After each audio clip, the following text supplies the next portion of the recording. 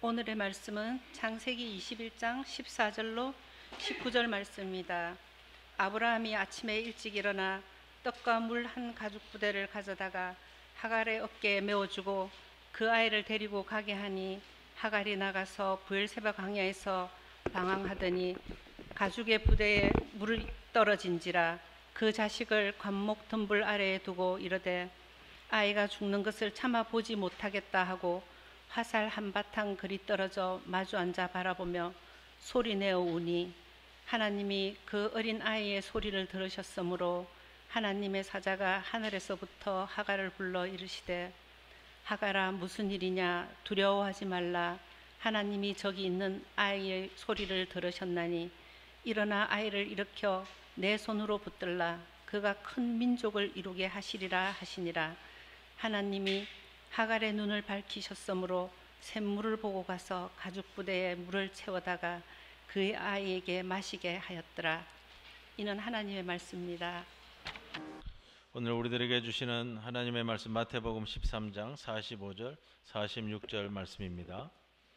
또 천국은 마치 좋은 진주를 구하는 장사와 같으니 극히 값진 진주 하나를 발견하매 가서 자기의 소유를 다 팔아 그 진주를 사느니라. 이 말씀 가운데 성령께서 함께 하시기를 기원합니다. 아멘. 아멘. 감사합니다. 오늘 주일부터 해서 하나님 나라의 비유에 대한 말씀을 좀 몇 주 함께 나누려고 합니다. 예수님의 공생애를 시작하면서 첫 번째 설교 기억하시죠? 이 땅에 오셔서 맨 처음에 선포한 말씀이 뭐죠? 마가복음 1장 15절에 나오는데 때가 찼고 하나님의 나라가 가까웠으니 회개하고 복음을 믿으라. 이건 기억을 잘 하셔야 돼요. 예수님께서 공생의 첫 사역을 할 때 어떤 말씀을 선포하고 시작하셨는가. 왜 그러냐면 이 말씀이 예수님 전체 공생의 사역의 설교를 아우르는 표현이기도 하고요. 예수님이 선포하시는 말씀의 이 목적과 모든 걸 다 포함하는 것이 바로 이 첫 설교에 담고 있기 때문에 그렇습니다. 자, 이 말씀 두 가지 내용을 담고 있어요. 하나는 예수님께서 그토록 기다리던 이 땅에 하나님의 나라가 매우 빠른 시기에 임할 것이다 라는 것을 말하고 있죠. 하나님의 나라가 가까이 왔다. 얼마나 희망 섞인 이야기예요.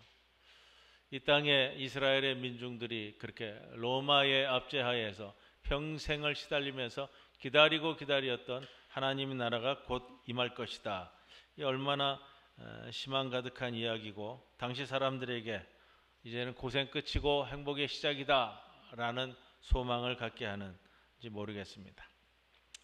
자, 이스라엘 사람들은 자신들이 겪은 수많은 고난과 절망을 몰아내는 새 시대를 이 말씀을 통해 기대했을 겁니다.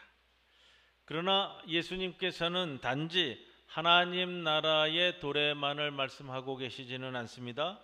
이어지는 말에서 예수님은 또 하나의 내용을 첨부합니다. 뭐죠? 하나님 나라가 온다면 또 하나님 나라가 올 때에 우리는 무엇을 해야 하는지 이거를 설교를 하고 있단 말이에요. 예수님은 그들에게 회개와 복음에 대한 믿음을 요구합니다. 하나님 나라가 온다고 해서 일이 모두 끝나는 것이 아니라 하나님의 통치가 절대적으로 하나님의 주권을 바탕으로 이루어지지만 이 땅에 사는 인간들이 해야 할 일이 있다라는 거예요. 여러분, 하나님 나라, 오늘 마태복음 본문에는 뭐라고 시작이 되죠? 천국 이렇게 되는데, 천국 그러니까 자꾸 뭘 생각하냐면 하늘나라잖아요. 하늘나라. 하늘나라는 어디 있어요? 하늘나라가 어디 있어요? 하늘에 있죠, 뭐. 하늘나라에 대한 개념을 하나님 나라로 얘기하고 있는데, 하늘나라에 빨리 가려면 어떻게 해야 돼요? 죽으면 빨리 가겠죠, 뭐. 요즘 비가 많이 왔잖아요. 비가 폭우가 내리니까 우리 어항에 있는 물고기들이 신이 났나 봐. 신난 건 좋은데 얘네들이 자꾸 이 물 밖으로 튀어나오는. 어느 날은 가보니까 이게 밖에 튀어나와가지고 이게 제대로 못 살잖아요. 얼마나 몸부림을 쳤는지 배가 터져서 하나 죽어 있더라. 묻어주고 또 어느 날은 왔더니 또 튀어나와 있어. 그래도 이렇게 자세히 보니까 아직 죽진 않았어요. 숨을 조금씩 쉬더라고. 건져가지고 다시 넣어놨어요. 이 데미지를 입었는데 살까 죽을까 걱정이 많았는데 다시 살아나더라. 어제 아침에도 오니까 또 하나 튀어나와 있네. 이번 주에 3마리나 튀어나와 있는데 걔는 아직 멀쩡하더라고. 파닥파닥 거리길래 집어넣으니까 아주 쌩쌩하게 살았어요. 자, 하나님이 만들어주신 이 울타리 내에서 우리가 벗어나면 어떤 일이 일어나는지를 단적으로 보여주는데요. 자, 고대 시브리 사람들은 이게 죽어가지고 천국과 지옥 간다라는 개념은 그들에게 존재하지 않았어요. 이게 이제 헬라 문화적 영향인데 구약 성경에 보면 스올이라는 단어가 나오죠. 스올. 사람이 죽으면 지하 세계로 내려간다라는 의미를 갖고 스올이라는 개념을 썼어요. 자, 하나님 나라.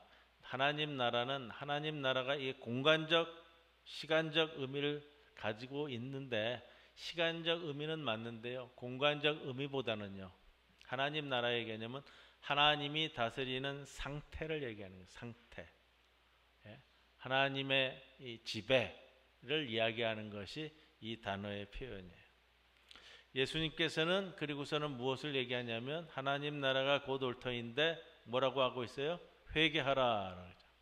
회개에 대한 것도 우리가 수차례 말씀을 나누었습니다. 이 회개하라는 말이 우리가 무엇을 해야 하는지를 가르쳐 줍니다. 회개는 돌이킴이죠. 돌이킴이에요. 단순히 눈물, 콧물 흘리면서 잘못을 비는 행위가 회개가 아니고요. 이거 우리가 공부했잖아요. 회개는 지금까지와는 전혀 다른 길을 가겠다는 방향전환이에요. 방향전환. 메타노이에테라는 말씀 가지고서 제가 1시간 말씀을 드렸던 기억이 있어요. 메타노이에테라는 말이 성서에 나오는 원래의 뜻이 뭐라고 그랬죠? 기억하셔야 돼요. 여러분들 신앙적으로는 마음을 바꾸라라는 거잖아요. 마음을 바꾸라. 회개하라는 말이 말 그대로를 얘기하면 마음을 바꾸라라는 거예요. 방향 전환을 하라라는 거잖아요. 자, 이 방향 전환을 위해서 우리가 해야 할 것은 지금까지 내가 무엇을 위해서 어떻게 살아왔는지를 돌아보아야 할 겁니다. 내가 지금 여러분, 내가 지금 어디에 있는지를 알아야 어디로 방향을 바꿀지 알 것 아닙니까? 그래서 여태껏 내가 살아오면서 당연하게 생각해 온 것들을 일단 멈추고 정말 그게 맞을까? 옳게 살아온 걸까? 이것을 내 삶의 의문을 던지는 거예요. 예수님의 첫 설교 선포의 말씀을 듣고 이스라엘 사람들이 고민하기 시작한 게 바로 그거고요. 정말 그게 옳을까? 그걸로 인해 내가 옳다고 여겨온 일과 그로 인해 내가 누려왔던 것들 또 어쩔 수 없이 당했던 고통과 불의 이 모든 것을 찬찬히 보는 게 필요한 거예요. 당연하게 여겼던 것들 아무 의심 없이 따라가던 것들에 대한 성찰은 하나님 나라의 접근에 대한 첫걸음이 될 겁니다. 그래서 회개하라는 말이 여기 따라오고요. 임박한 하나님 나라를 앞에 두고 해야 할 일이 있습니다. 그것이 과연 옳은가? 그래야만 했는가? 지금까지의 삶에 대한 이 전적인 물음이 회개입니다. 하나님 나라를 가리켜 우리가 전에는 전혀 경험하지 못한 새로운 세상이라고 할 때 그 새로운 세계에 들어가는 첫 관문이 회개라는 겁니다. 그리고 두 번째 뭘 얘기하죠? 예수님의 첫 설교의 마지막은 복음을 믿어라. 복음을 믿어라라는 것은 내가 방향 전환을 했을 때의 목표입니다. 복음이라는 원래의 뜻은 기쁜 소식이라고 그랬잖아요. 복된 소리, 기쁜 소식인데 당시 이스라엘 사회에서 이 복음이라는 것은 매우 익숙한 단어였다고 그랬죠. 자, 이 당시의 복음은 뭐예요? 왕이 새로 태어나는 거예요. 왕이 새로 등극할 때 사회에서 복음, 기쁜 소식이라고 얘기했어요. 그거를 바꿔서 우리에게 복음은 뭐예요? 예수 그리스도가 이 땅에 태어나신 것이 복음이라고 성경에서 바뀐다고 말씀을 드렸죠. 자, 무엇이 그러면 복음이라는 단어보다는, 왜? 당시 살던 사람들은 복음이라는 단어를 어떻게 이해했냐면 새로운 왕이 등극하는 것을 이야기하는데, 그렇다면 우리가 생각해야 될 내용은 그것이에요. 나에게 복음은 뭐냐 이거예요. 나에게 기쁜 소식은 뭐냐라는 거예요. 그걸 물어야 되는 거예요. 당시 왕의 통치에 익숙한 사람들에게는 새로운 왕의 탄생, 또 새로운 왕이 등극하는 것이 복음이었다면, 이제 예수께서는 새로운 복음을 이야기하는 거예요. 하나님 나라와 함께 도래한 복음은 곧 하나님 나라의 복음이 될 거예요. 하나님의 통치를 받아 과거와는 전혀 다른 삶을 살겠다고 결심한다면 하나님 나라의 복음을 믿어야 되는 거고, 예수님이 전하시는 수많은 이야기가 그래서 마가복음 1장 15절에 있는 것처럼 때가 찼다, 하나님의 나라가 가까이 왔다, 회개하여라, 복음을 믿어라, 이거로 요약할 수 있는, 하나님 나라를 전하는 오늘 이 비유의 내용도 명확합니다. 하나님 나라는 어떤 곳인가 하는 내용이고, 또 하나님 나라에서 무엇을 할 것인가 하는 내용이에요. 예수님은 비유를 통해서 하나님 나라를 설명하면서 하나님 통치 아래 어떻게 새로운 삶을 살아야 할 것인지를 가르쳐 줍니다. 그래서 비유를, 어려우니까 비유를 통해서 우리들에게 설명해 주는데, 비유로 나타낼 때 비유로 그려내고 있는 것보다는 중요한 것은 비유를 통해 빗대어서 말해지는 것으로 우리가 그 가려진 것을 찾아내는 것이 좋은 말씀이 될 거예요. 왜냐? 비유의 핵심이 그것이 이끄는 보이지 않는 세계를 찾아야 되는 우리에게 의무가 있기 때문에 그렇습니다. 그래서 하나님 나라의 비유의 말씀을 몇 차례 함께 나눌 건데, 오늘 마태복음의 본문을 봅니다. 하나님 나라를 어디에 비유했죠? 진주장사에 비유를 했어요. 이 진주장사의 비유에 대한 내용이 딱 두 줄이에요. 두 줄로서 하나님 나라를 설명하고 있는데, 이 두 줄로 설명하는 하나님의 나라, 이 진주장사의 비유를 조금 이렇게 좀 왜곡하거나 오해해서 생각하는 부분들이 많기 때문에 오늘 이 말씀을 좀 나누려고 합니다. 귀한 진주를 발견한 한 상인이 가진 것을 전부 팔아서 그 진주를 사는 내용이죠. 내용적으로는 간단해요. 자, 살펴볼 것이 있어요. 여기 사용된 상인이라는 단어가 단순히 소매상 상인을 뜻하는 단어가 아니고요, 조금 구분되어져서 표현하는 건데, 여기 이 상인은 도매상을 이야기합니다. 오늘 한번 좀 그거는 이 짚고 가야 이 이야기, 이 비유를 풀어가는 데 있어 좀 중심이 되기 때문에 그러는데, 자, 도매상은 어느 정도 규모를 갖추고 장사하는 사람이죠? 예. 그러면 뭐 다루는 물건의 규모나 또 그의 손에서 움직이는 재화의 규모는 소매상과는 좀 다를 겁니다. 이걸 이제 염두에 두고 이 말씀을 보는데, 자, 어떻게 도매상은 진주를 매입했을까? 자신에게 좋은 진주를 가지고 오는 사람들이 있었겠죠? 또 좋은 진주를 찾으러 직접 나서기도 했을 겁니다. 자, 이 진주 장사는 분명 항상 좋은 진주를 얻기 위해서 할 수 있는 충분한 노력을 기울였을 겁니다. 하지만 이런 노력을 하는 사람이 이 한 사람뿐이었을까요? 자, 이 질문이 가면 이제 답이 달라지는 거예요. 수많은 진주 상인들이 좋은 진주를 얻기 위해서 동일하게 아니면 좀 더 많은 노력을 기울였을 거예요. 그렇다면 오늘 진주 상인이 자신의 모든 것을 걸고 사들일 만큼 좋은 진주를 발견했다는 것이 무슨 의미일까? 과연 이 진주는 누구든지 의심 없이 모든 것을 걸 만큼 눈에 띈 그런 정말로 좋은 진주였을까? 그렇다면 이 질문이 가는 거예요. 그러한 진주였다면 다른 상인들은 이 진주를 보지 못했고 오늘 이 비유 속의 상인만이 이 진주를 첫 번째 본 그런 사람이었을까? 만약 그렇다면 그럴 수 있는 확률은 얼마나 될까? 정말로 좋은 진주, 세상에 딱 하나뿐이라고 하는 이 진주를 나만이 발견할 수 있는 가능성이란 말, 그게 얼마나 될까? 얼마나 피땀을 흘려야, 그렇게 노력을 해야 이런 진주를 한눈에 바라볼 수 있었을까? 아마 이랬을 거예요. 우리가 생각할 때 수많은 시행착오를 거쳤고, 수많은 시행착오라는 것은 결국은 그만큼의 수업료를 지불했을 거고요, 시간을 투자했을 거고요. 이걸 통해 정말로 이 통찰력과 안목이 생겨서 이 진주를 알아보고 발견했다. 그러면 지금까지는 뭐였나? 지금까지 이런 진주를 발견하지 못했다고 한다면 그러면 그동안 순전히 나의 게으름 때문에 그랬을까?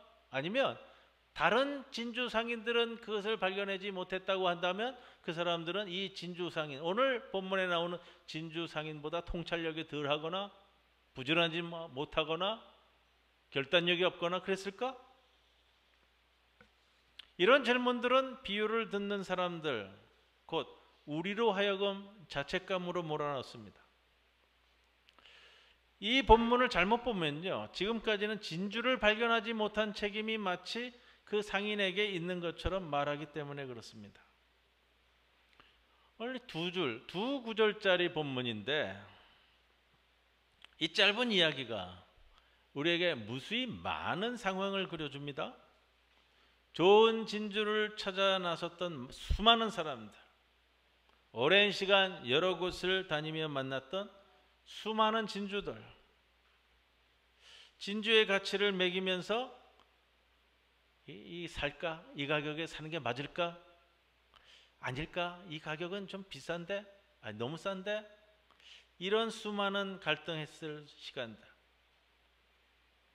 이 진주가 아니더라도 이 모든 것이 우리가 살면서 겪는 수많은 사건들이 이 비유 속에 나타나는 진주 상인과 그 여정이 많이 닮았다는 거예요. 이제야 발견했다고 하는 이 진주, 여러분, 이 진주 상인이 오늘 이 귀한 진주를 발견했는데 이 진주는 아마도 어제는 내가 살려고 하다가 주춤거리고 사지 않았을 진주는 아니었을까? 아니면 어떤 상인이 이 진주를 사겠다고 이리저리 살펴보다가 내려놨는데 그래서 내 앞에 두고 갔고 나도 그 사람이 포기하니까 나도 그냥 보다가 그냥 내비두고 갔던 그런 진주는 아니었을까? 여러분, 본문이 말하고 있는 것은 그러한 것들이 아니고요. 여러분, 이 진주는 노력의 결과로 내가 비로소 얻게 된 진주 아니라는 거예요. 내 땀 흘려서 얻게 된 진주가 아니고요. 열심을 다해 찾아다닌다고 해서 좋은 진주를 얻을 수 있는 것이 아니고요. 이 비유는 그런 식으로 이야기를 하고 있지 않습니다. 자, 좋은 진주를 발견하는 것을 오늘 예수님의 첫 설교에서 회개하라 라는 말씀과 연결된다면, 돌이키다, 마음을 바꾸라, 이것과 연결되어진다면 우리가 이 오늘 비유를 통해서 진주를 찾을 때까지 끝없이 노력해야 된다라고 부추긴다면 결코 우리는 진주를 발견하는 기쁨에 다다르지 못할 거예요. 비유는 진주를 사러 다녔던 지난한 과정을 상상하게 합니다. 또 그 속에서 무엇을 찾아다녔는지를 묻게 만드는 거예요. 나는 무엇을 위해서 이 지난한 시간들을 보내면서 무엇을 찾기 위해 이 고된 삶을 견뎌냈을까? 이 비유를 보면서 잘못 생각할 수 있는 게 있어요. 하나님 나라는 이 모든 진주보다 값비싼 진주다. 라는 우리가 익숙해져 있는 게 뭐냐면 이 자본주의적 사고방식이란 말이에요. 그래서 내 재산을 다 팔아가지고 이 진주를 샀어. 보통 성도들이 상상하는 게 그거예요. 이 값비싼 진주를 사가지고, 어떤 진주냐? 정말로 값비싼 진주니까 내 재산을 다 팔았어. 그래서 이 진주 하나 사가지고 왔어. 사가지고 와서 여기서 이제 팔면은 내 재산보다 2배, 3배로 더 팔아가지고 큰 부자가 될 수 있다. 이렇게 이 비유를 접근하면은 여러분, 이 접근 잘못된 접근이라는 거예요. 우리는 이게 자본주의적 사고에 많이 젖어 있어가지고 자꾸 그렇게 본다고요? 오늘 본문 앞에 구절 보면 밭에 숨겨진 보화 이야기가 나오는데, 이게 다음 주에 제가 다루려고 그래요. 오늘 본문이 접근이 더 수월하기 때문에 먼저 이 본문을 다루는데, 자, 이 진주는 나의 모든 생각과 사고를 중재시키고 내 모든 판단을 중재시키고 새롭게 보게 되는 진주예요. 바로 새롭게 내 마음을 보게 될 때에 그 순간에 그 진주가 자신의 얼굴을 내밀면서 반짝거릴 겁니다. 그리고서 이렇게 말할 거예요. 나는 예전부터 여기에 이렇게 있었습니다. 라고 말하는 순간 진주 장사의 눈이 떠지는 순간이에요. 세상이 다르게 보이는 순간이에요. 다시 시작할 수 있다는 희망이 생기는 순간이에요. 상인이 발견한 진주는 사실,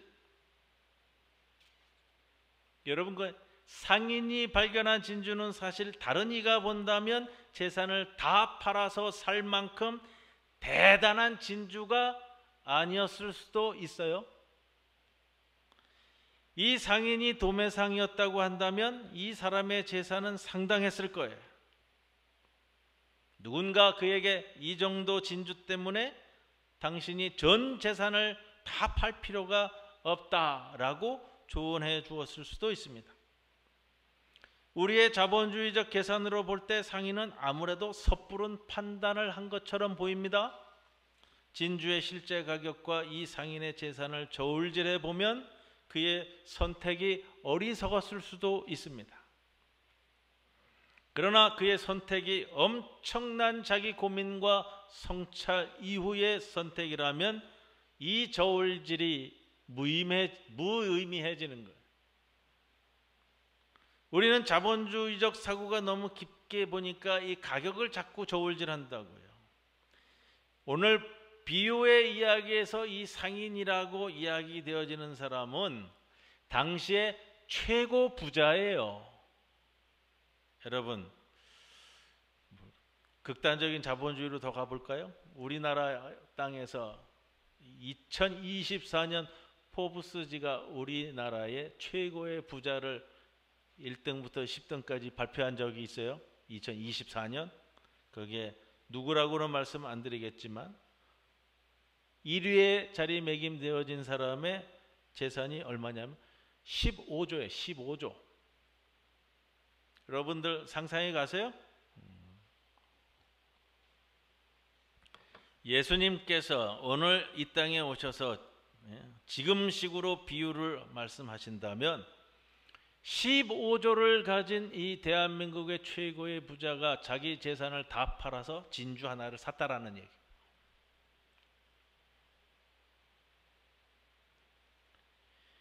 자, 이제 이 상인이 새로이 눈을 뜬 거예요. 진주는 이제부터는 가치로 이야기되는 것보다는요, 전혀 새로운 곳으로 상인을 인도할 것이기 때문에, 이게 하나님 나라가 가까이 온 후에 그리고 회개하며 벌어지는 사건이라는, 만일 누군가 그 사람에게 아무짝에도 쓸모없는 진주에 전 재산 걸었다가 너는 망했잖아 라는 뒷담화를 이야기한다 하더라도 이 진주 장사는 후회하지 않는 거예요. 왜? 이 진주를 통해서 새로운 곳으로 가는 거예요. 이 진주를 붙잡은 거예요. 여러분, 이 진주를 사가지고 와가지고 팔아가지고 2배, 3배 이익을 내는 것을 이야기하는 게 아니에요. 이 진주를 붙잡았다는 거예요.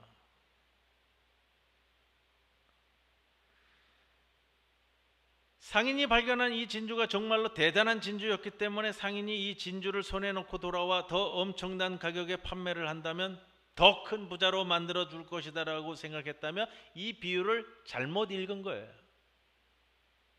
상인은 부자가 되는 방법을 선택한 것이 아니고요, 지금까지 내가 가보지 않은 하나님 나라의 그 길에 들어섰다라는 걸 이야기하는 거예요. 그의 눈을 열어준 새로운 빛이 있는 곳으로 눈이 열렸다라는 거예요. 수없이 지나쳐버린 사람들과 진주들 속에서 모든 것을 걸만한 새로운 진주를 발견한 사람들의 이야기는 신구약 성경 전체를 통틀어도 낯설지 않은 이야기들이 존재합니다. 오늘 창세기 21장 이야기예요. 우리가 잘 아는 이야기죠. 아브라함과 사라의 조급함 때문에 아브라함의 아내가 된 하갈의 이야기입니다. 사라의 강요에 의해서 하갈이 아브라함과 이 사이에서 아들 이스마엘을 낳았습니다. 그녀는 사라의 집에서 평안할 수가 없었습니다. 더욱이 이삭이 태어난 후에 그 고통은 이루 말할 수 없었죠. 결국 하갈과 이스마엘은 아브라함의 집에서 나왔고 광야에 이르렀습니다. 물은 떨어졌고 아이의 목숨이 위태로운 상황에서 하갈이 할 수 있는 것이라고는 하나님 앞에서 울부짖는 것뿐이었습니다. 19절 말씀 이렇게 나오죠. 하나님이 하갈의 눈을 밝히셨으므로 샘물을 보고 가서 가족 부대에 물을 채워다가 그 아이에게 마시게 하였더라. 하나님께서는 죽음 앞에서 두려워하는 하갈의 눈을 밝히셨고 그녀는 샘물을 발견했습니다.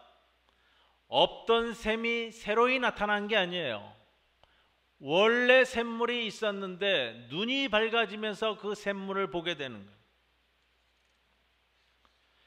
그 샘 옆에서 갈증으로 죽어가던 불쌍한 하갈과 그녀의 아들, 이 처참한 상황 속에서 하갈의 눈이 밝혀졌습니다.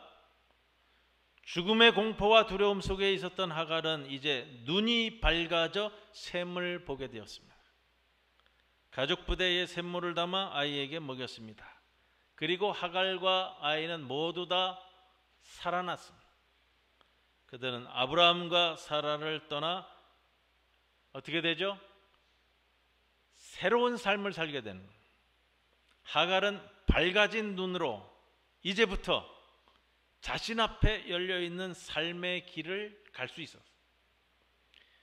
집을 나와 들어섰던 이 광야는 죽음의 길이었는데 그러나 이제 광야는 그들에게 생명의 길로 바뀐 거예요. 눈이 밝아진 이후에 이루어진 일들을 우리에게 기록해주고 있는데 그 길에 20절 말씀은 이렇게 이야기하죠. 하나님이 이 아이와 함께 계심에 광야에서 활 쏘는 자가 되었다.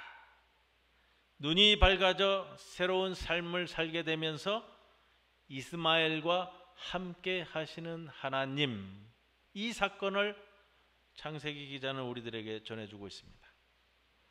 하갈의 눈이 열리니 죽음이 생명으로 바뀌었고 통곡은 멈추었습니다.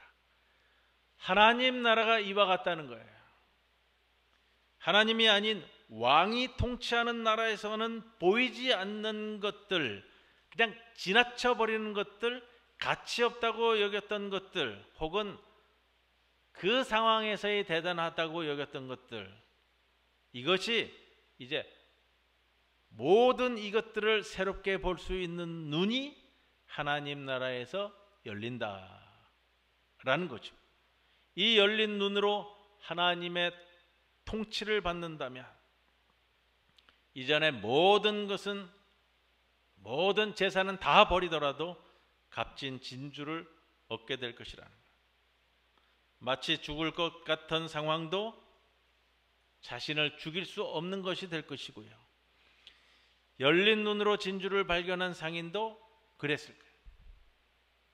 더 이상 더 이상 자신의 삶에서 진주를 찾아 헤매거나 떠돌아다니지 않을 것이라는 거예요. 이제 하나님과 함께하는 새로운 삶을 찾았다는 거예요. 그가 발견한 것은 진주가 아니라 생명이라는 거예요. 진주가 가져오는 풍요로움이 아니라 하나님이 주시는 생명 안에서 이제 그의 삶이 다시금 펼쳐질 겁니다. 그렇게 모든 것을 팔아도 즐거운 진주 장사가 되는 것. 오늘 이 자리에 앉아 계신 여러분 모두가 진주를 찾은 사람들이에요. 그렇죠? 여러분들의 시간, 여러분들 교회 오기 위해서 예배도 드려야 되고 헌금도 준비해야 되고 진주를 찾았기 때문에 이곳에 왔잖아요. 세상 사람들은 여러분들이 찾은 진주를 의미 없다고 봐요. 왜? 이 더운 날씨에 해변으로 가고 산으로 가고 그게 더 즐거운 것으로 보잖아요. 하나님 나라의 접근이 이렇게 가는 거예요. 가장 낮은 단계로서 우리가 말씀을 드릴 수 있는데, 이 말씀이 오늘 이 더운 날씨에서도 이 자리를 찾은 여러분들에게 위로의 말씀이 되시기를 바라고요. 하루하루 우리가 주님의 말씀에 발을 담다 못해 푹 빠지시면 오늘 이 말씀으로 좋은 진주를 알아보고 전 재산을 팔아서라도 진주를 사는 주의 백성이 되는가. 여러분, 가치나 값어치로 얘기하는 것이 아니고요, 우리의 삶의 전환과 새로운 눈뜨임을 이야기하는 하나님 나라의 말씀입니다. 이 비유의 말씀을 오늘도 가슴에 품고 또 한 주간 살아가시는 저와 여러분이 되기를 주님의 이름으로 간절히 축원을 드립니다. 고마우신 아버지 하나님, 오늘도 잊지 아니하시고 저희들을 주의 성전에 불러 모아 주셨습니다. 이곳에서 세상의 모든 것들을 포기하고 주께서 주시는 값진 진주를 받아들이는 주의 성도들, 주의 말씀을 통해 또 한 주간 살아갈 수 있는 귀한 영적 양식이 되게 하옵소서. 감사드리며 예수님의 이름으로 기도드리옵나이다. 아멘.